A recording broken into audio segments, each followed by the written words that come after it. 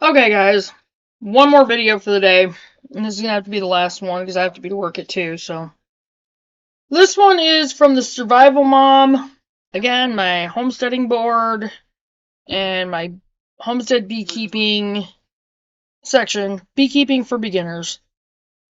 Excuse me. So we're just gonna jump right into it. For some time, I've been wanting to start a beehive. I really enjoy the local honey and use it in many recipes. I also use it medicinally for soothing a sore throat and applying over cuts and scrapes.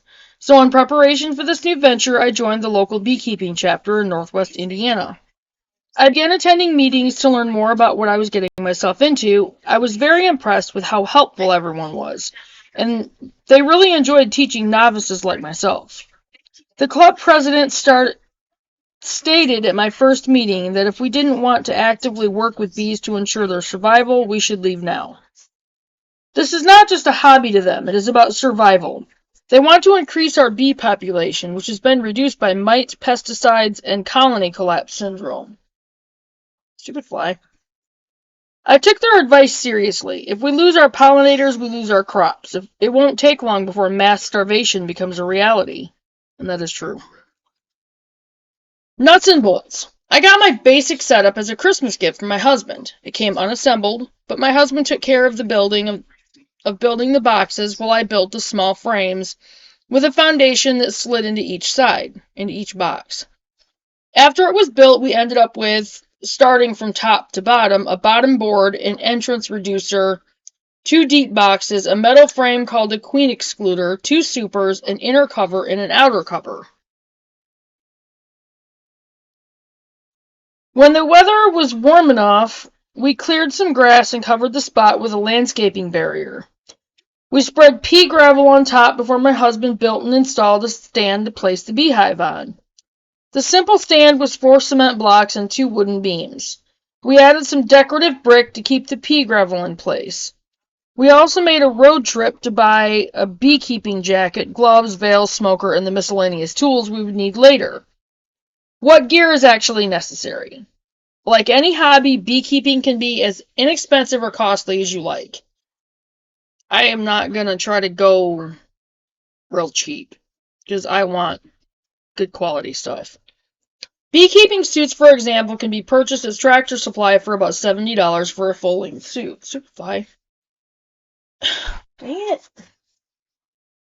Fly won't leave me alone. You can find them cheaper on Amazon.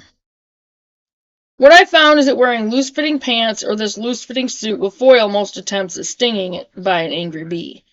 The one time I've been stung so far was through the pant leg of tight-fitting jeans. You can wear a full-length suit. However, unless you are allergic to bee stings or just want extra protection, a jacket with an attached hood is a lot cooler and half the price. I'm going to go with a full length even though we live down here because I don't want to get stung. Some suits are made from heavy-duty cotton fabric, while the more expensive ones offer better protection and allow for more airflow. You'll appreciate that, especially if you live in a hot climate. Just 15 or 20 minutes out in the sun wearing a full-length bee suit can be suffocating.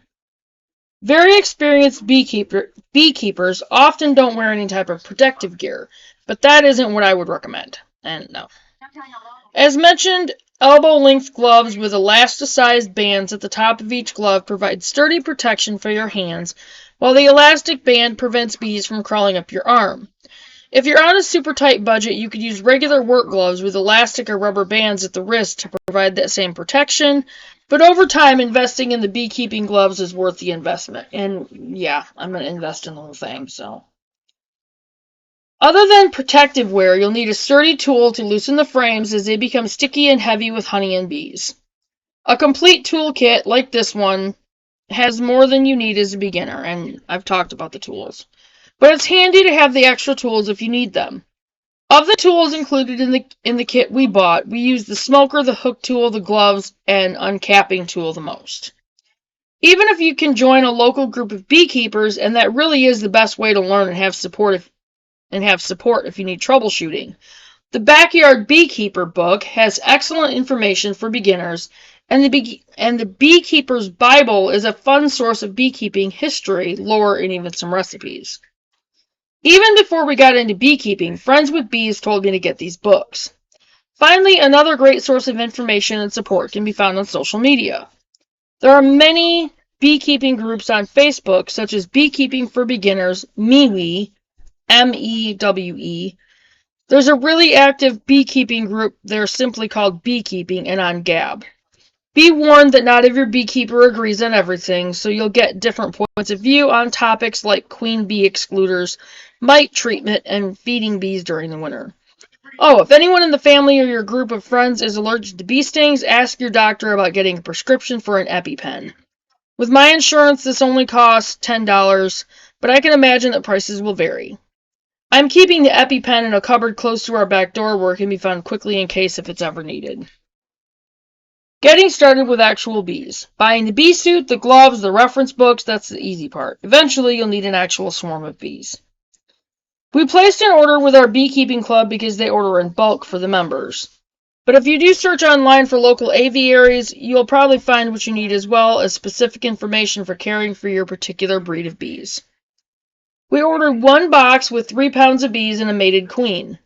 We took delivery in April on a mild day with little wind. Just prior to their arrival, I sprayed sugar water onto the foundations to entice them to stay. The queen was in a little separate box by herself within the box of bees. Each end of her cage had a little plug in it, which we removed and replaced with a mini marshmallow. This allows the bees to get used to her pheromones before they eat their way in and release her. Once the marshmallows were in, we placed her cage between 2 frames and secured it in place. We removed several other frames and placed the entire box of bees inside the hive, very gently. Then we covered it with the inner cover and inverted a bucket with sugar water over that.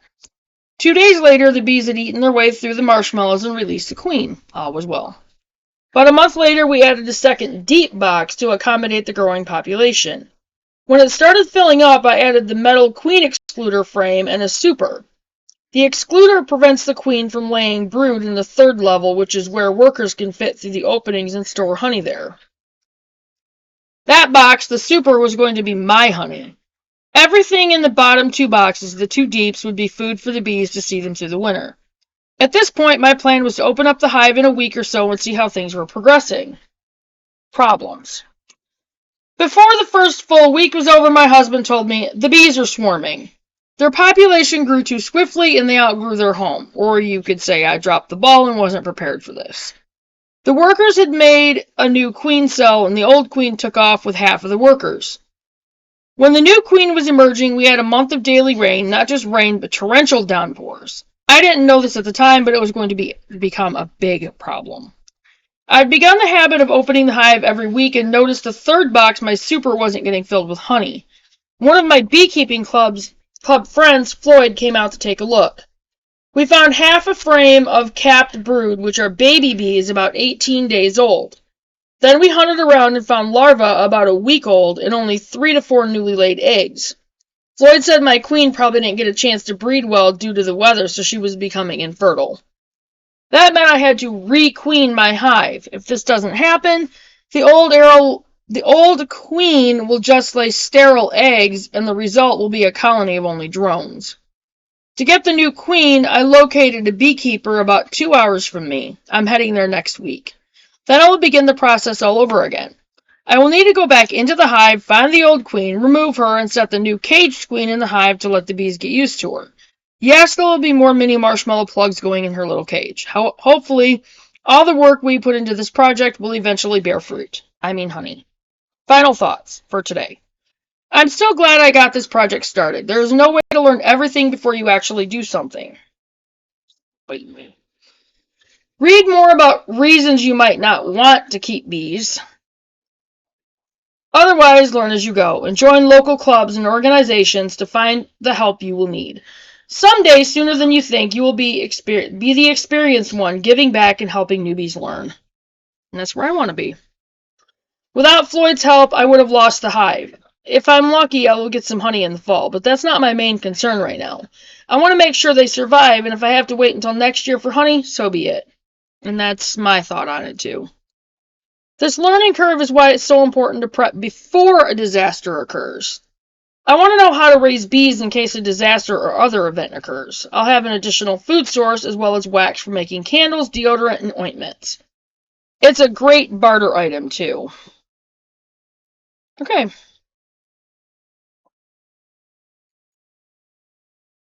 So that concludes beekeeping for beginners on that little one. And it wasn't a very long video, but just another one that's just got a wealth of information in it. And again, guys, do your research. I know we're going to. I'm going to be trying to get it, see what locals are in the area. It's probably going to be the McGee family that's here that puts out the honey that sells it at the farmer's market here from Red Oak. But, yeah. We're going to take the year and we're going to learn everything we can, and we'll stock up on the equipment that we need in that time.